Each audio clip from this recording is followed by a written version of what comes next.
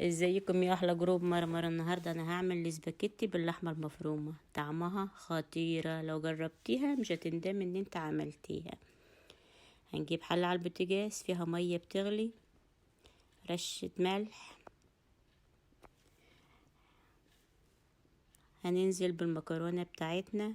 لو عندنا اطفال هنكسر المكرونه نصين، هنسيب المكرونه تتسلق، هنبتدي نحضر العصاج بتاعنا. هنجيب طاسة فيها بصلة مفرومة، معلقة سمنة، رشة ملح، رشة فلفل اسود. هنقلب البصلة لما تصفر، هضيف 4 فصوص توم.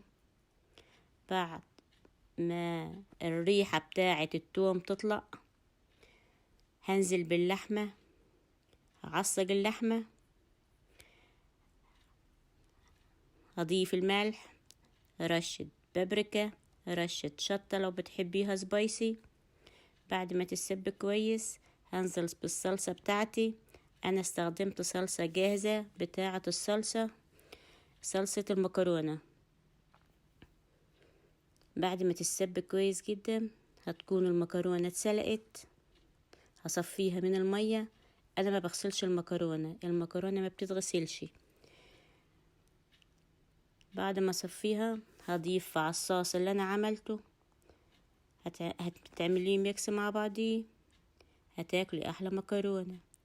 شايفة الجمال؟ ولا لو شم الريحة حاجة كده ما تتوصفش. ألف هنا. لو عجبك الفيديو تعملي لي لايك.